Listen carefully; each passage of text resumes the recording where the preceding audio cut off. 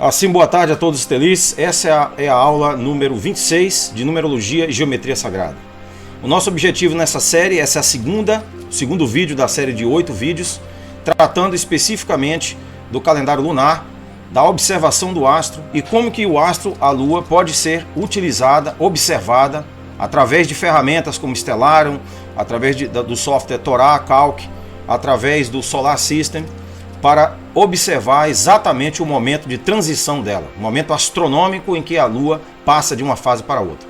Hoje, no dia 9 de março de 2024, nós estamos exatamente sobre a regência já da Lua Nova. Ela nasceu às 5h44 da manhã, segundo o software Stellarium.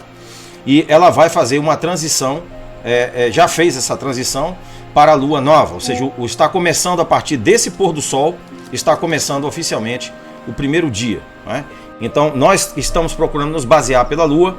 Esse aspecto é muito importante e, como eu vou mostrar para vocês, é muito fácil de nós fazermos esse cálculo. Não é difícil, só depende de nós nos habituarmos, nos familiarizar a fazer esse cálculo. Então vamos em frente.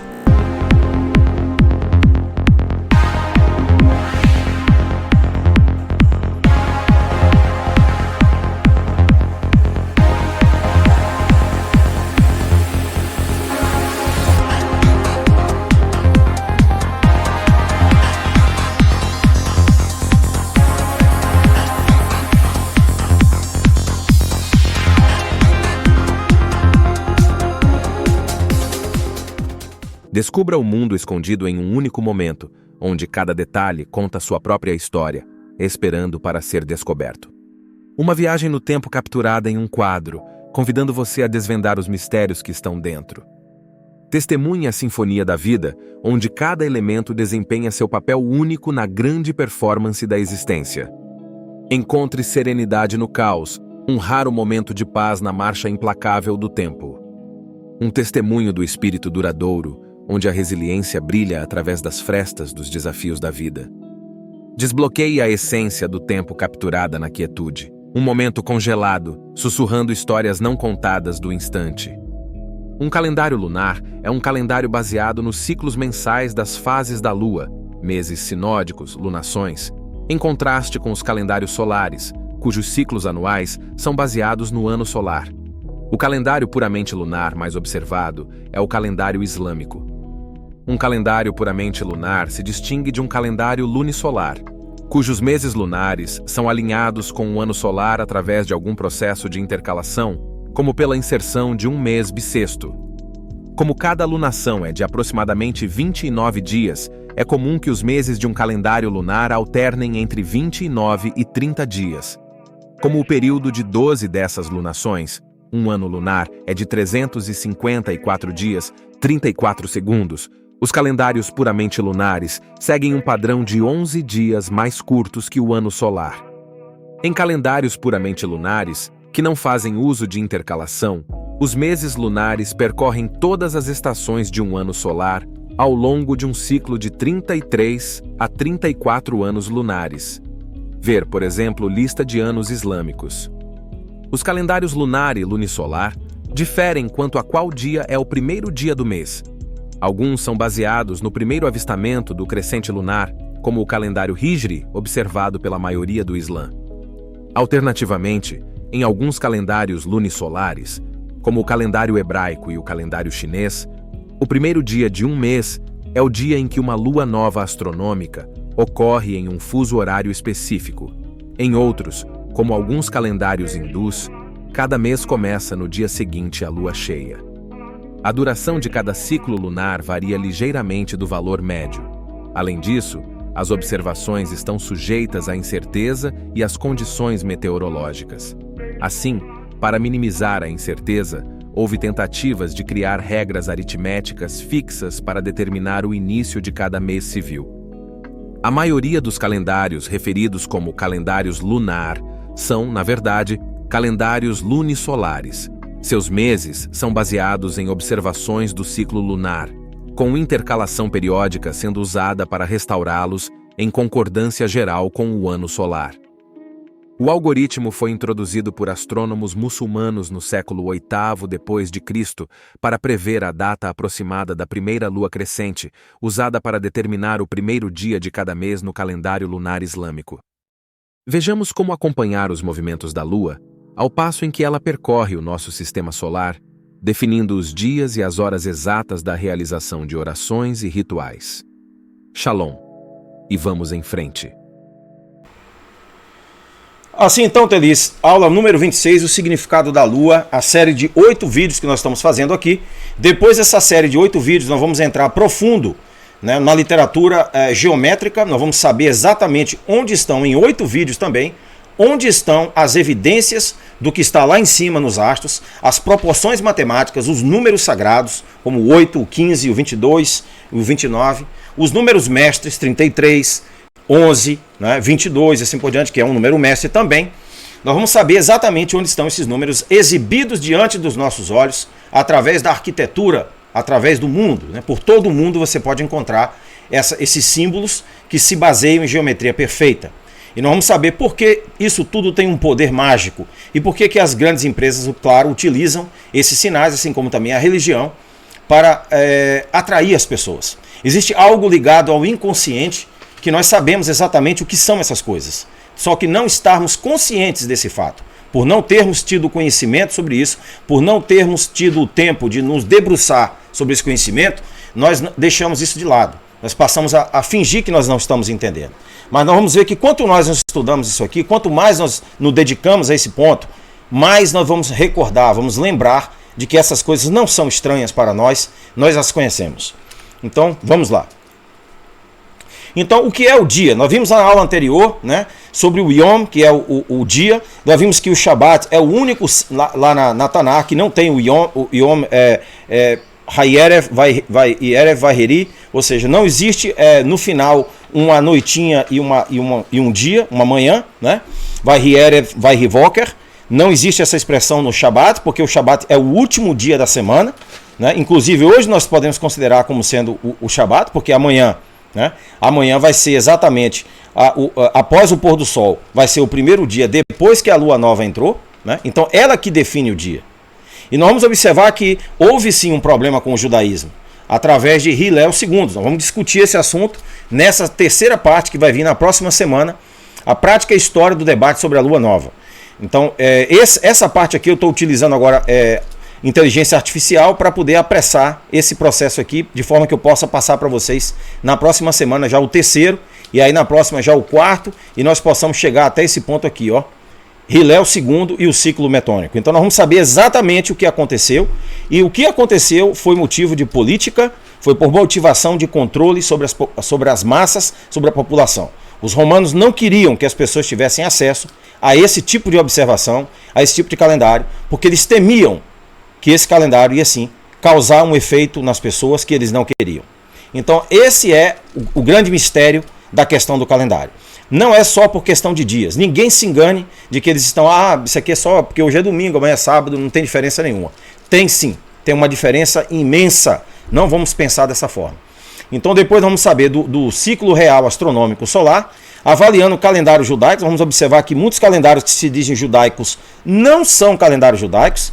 Eles estão simplesmente interpondo ali os movimentos lunares com os dias do calendário gregoriano, então eles não são lunares, eles não estão dando à lua, né, a oportunidade de dizer esse aqui é o início do mês, esse aqui é o primeiro dia, esse é o segundo. Não, eles estão dizendo qual o dia através de um calendário pré-formado, pré-configurado. Então isso não vale. E depois nós vamos observar o que é o calendário clássico hebreu, baseado dentro do texto da Tanakh. Em alguns calendários lunisonares, eu queria destacar para vocês, como o calendário hebraico, o calendário chinês, o primeiro dia de um mês é o dia em que uma lua nova astronômica ocorre em um fuso horário específico. Então o estelário é importante, por quê? Porque você pode configurar ele para a tua região, para o teu horário, para o teu fuso horário, com as coordenadas, com tudo que você quiser, ele vai fazer esse cálculo automaticamente.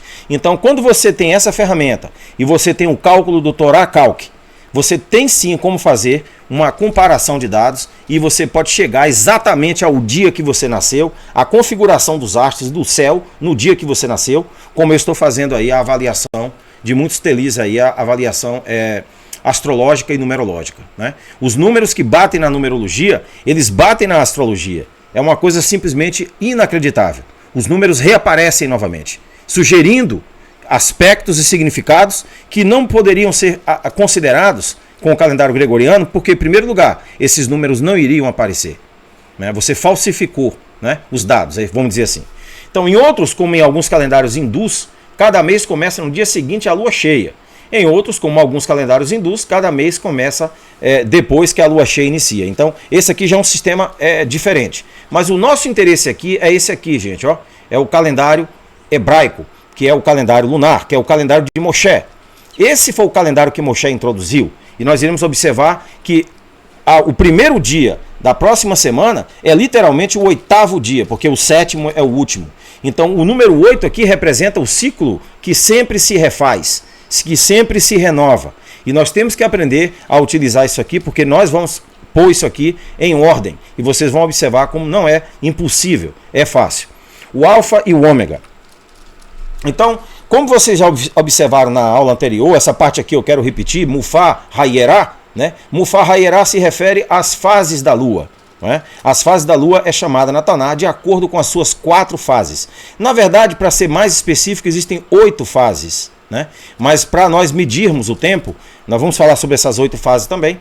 Para nós medirmos o tempo imediato, as 4 fases já definem bastante. Por quê? Porque nós temos softwares que nos auxiliam nisso aí, né? Então a lua nova, Rodesh, né? A lua crescente, Saharom, a lua cheia, Keser, e a lua minguante, Rivrom Shelishi. As 4 fases da lua eram de primordial importância na definição dos dias e da semana. Por quê? Porque você sabe exatamente qual o dia do teu planeta. Você define isso primeiro. E aí depois você já sabe, meu dia é esse aqui, é terça, sou de Marte. Como é que eu sei que é Marte? É agora. Como é que eu sei que eu estou numa época favorável? Por causa disso, por causa do signo que está batendo. Meu signo está sendo regido por esse astro. Então você sabe exatamente o que vai acontecer. Por exemplo, agora com a consagração dos metais. Marte está regendo o signo de Áries. Então você tem agora como fazer exatamente a consagração dos metais de forma correta no 4º dia depois da Lua. A primeira no dia 18, né? Nós vamos medir 4 dias depois, vai estar sobre a regência crescente. Nós vamos fazer o quê? A consagração do tapete, dos incensos e dos objetos de costura, todo o material que você usou, das tintas, tudo você vai ser consagrado, certo? Tudo faz parte. E então no dia 22 de abril, nós vamos contar 4 dias depois, chegar ao 4º dia exato, que é o dia de Mercúrio, né? Assim como no dia 18, e vamos chegar exatamente no dia da consagração dos metais. O dia 22 já vai estar sobre a regência dessa configuração de Marte sobre o signo de Áries. Então esse é o momento em que nós vamos consagrar os metais. Então, como vocês podem observar, pelo estelário, você tem aqui o número 9, né? Você vê aqui a iluminação dela, 0.9, ó.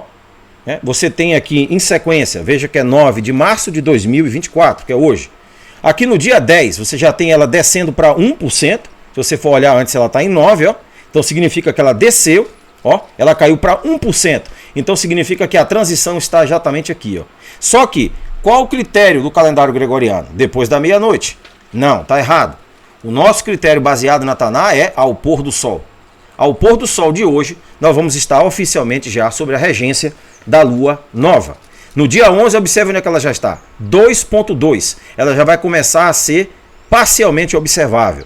Depois, no dia 12, 13, você vai começar a perceber que ela já surge no céu. Então ela já passou do momento em que a luminosidade dela estava baixa. Por quê? Porque ela já está se afastando do sol. Então a luz do sol já não mais a ofusca.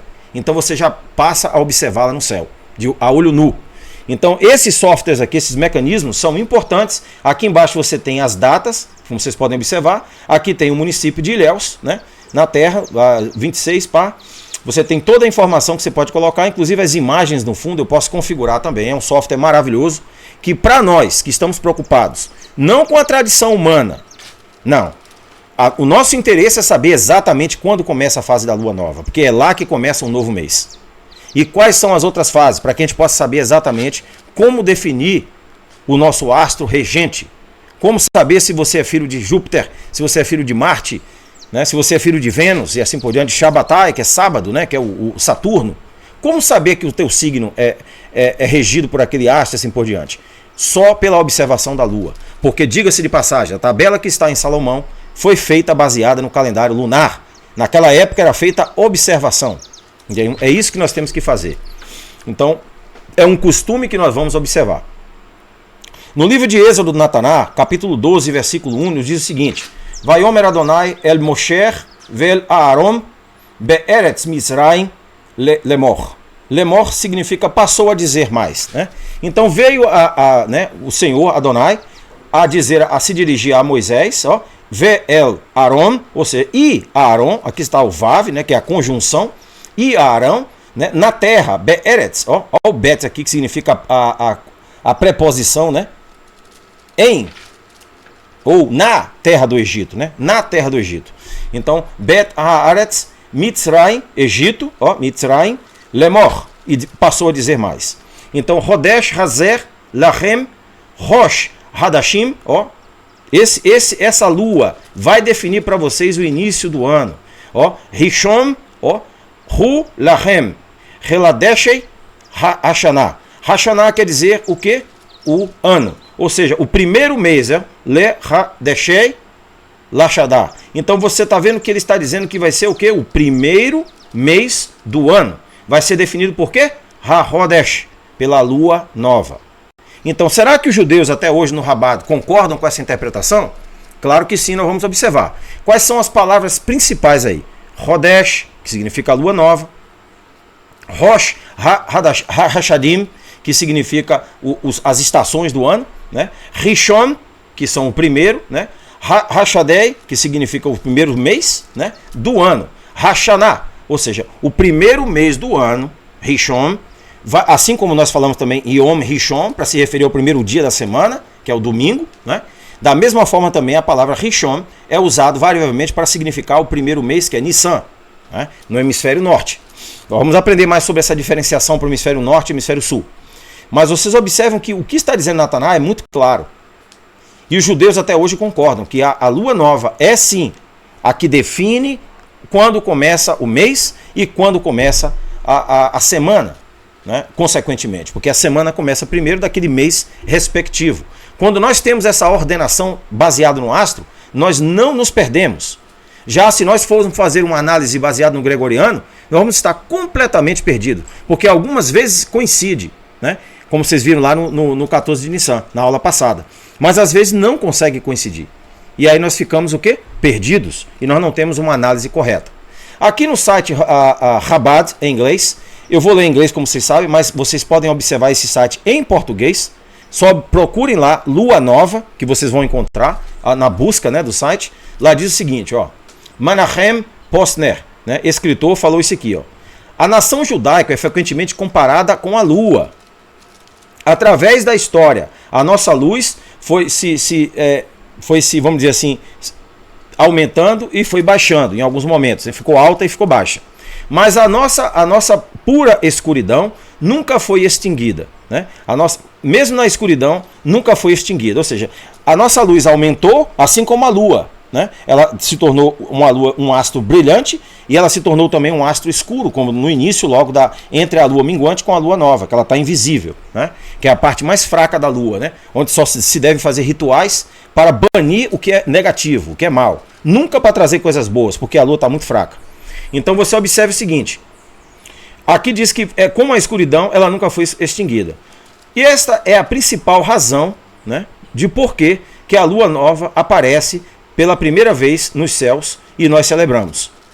Essa é a razão de nós celebrarmos, ele falou em outras palavras, de nós celebrarmos a Kiddush Levaná, que é a lua nova. Por quê? Porque a Kiddush Levaná é que vai definir, ela é a exemplificação da nação de Israel, no sentido religioso, no sentido metafísico, espiritual. Quando a Rosh Hodesh, que é o primeiro mês, ó, começa a cabeça do novo mês, literalmente, né? É deveras um dia, ou dois, ou a celebração faz o início, ou constitui o início de um novo mês lunar. Então, o novo mês está começando exatamente hoje ao pôr do sol, né? Nós estamos saindo já para outro mês. Então, nós temos que saber exatamente quando começa a semana, qual dia da semana nós estamos. É um ciclo que se renova, porque são 7 dias da semana, não existe 8 nem 9. São 7 dias da semana. O 8º dia é o primeiro dia da próxima semana, que é o Yom Rishon. E o último dia da semana é o Shabat. Então, se nós nos apegarmos a essa orientação, nós vamos ser capazes de fazer as nossas orações de acordo com o que os antigos hebreus faziam. E nós vamos ser capazes de sentir aquilo que eles não querem, talvez, que a gente sinta, que é a magia transformadora da lua. Será que essas orações realmente vão ficar só em orações? Ou elas vão ter um efeito físico real? É isso que nós estamos procurando saber. Então, os meses judaicos, né, pageados no ciclo da lua, quer de 29 ou de 30 dias. Ao final de um mês de 30 dias, o 30º dia do mês saindo, né, do mês que se retira, e o 5º dia do novo mês são o Rosh Hodesh, que vai no pôr do sol, né? Seguindo o mês de 29 dias. Apenas o primeiro de um novo mês é o Rosh Hodesh. Mas todos esses, que é claro, quando começa o novo mês. Mas todos esses dias no calendário judaico, o Rosh Hodesh começa durante a noite, tá vendo? No dia precedente, né, que é o pôr do sol.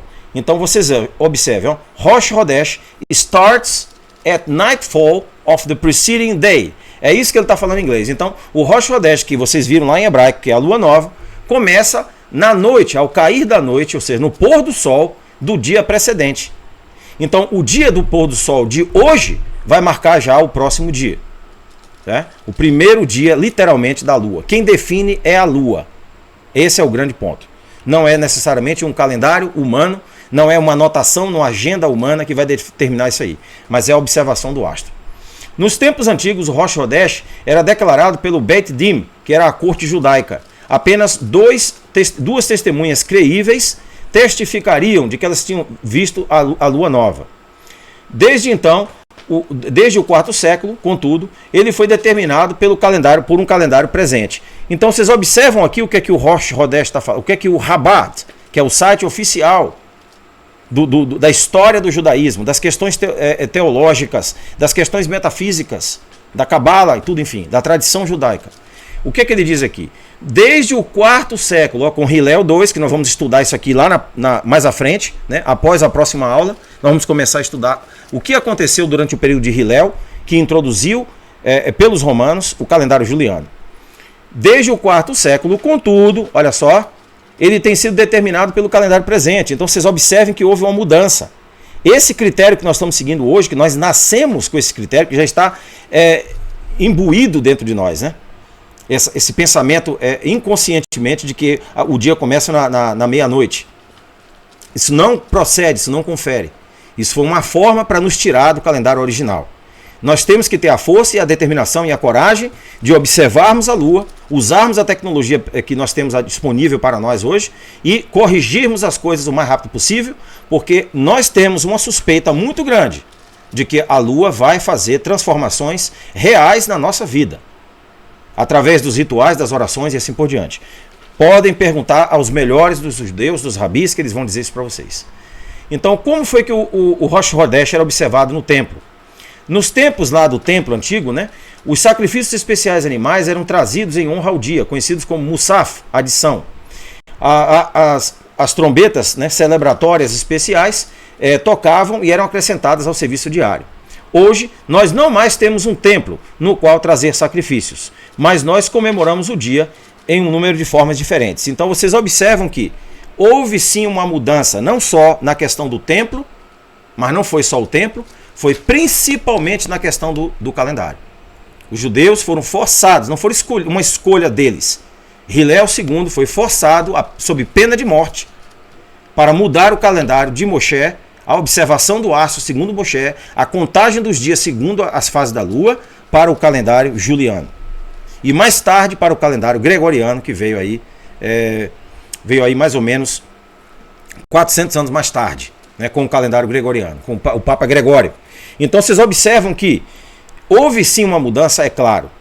Agora, depende de nós aceitarmos essa mudança, né, sem nenhum precedente, sem nenhuma base, para o nosso próprio prejuízo, ou nós termos a coragem, a força de corrigirmos as coisas. Se nós seguíssemos aqui caminhando no mesmo caminho que as pessoas estão fazendo, não faria diferença nenhuma. Ninguém vai tomar essa decisão por nós. Nós é que temos que introduzir isso aí.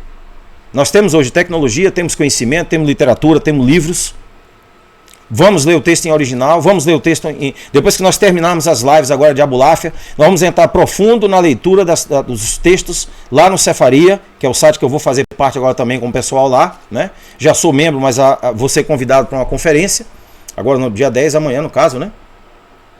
Então, vocês observam que esse conhecimento vai ser trazido para nós aqui pelo Gilead, aqui pelo curso Gilead. Nós vamos ter o privilégio de ler os textos em hebraico e saber de fato o que os homens deixaram lá escrito, que só está em hebraico para a minoria, não está disponível para a maioria.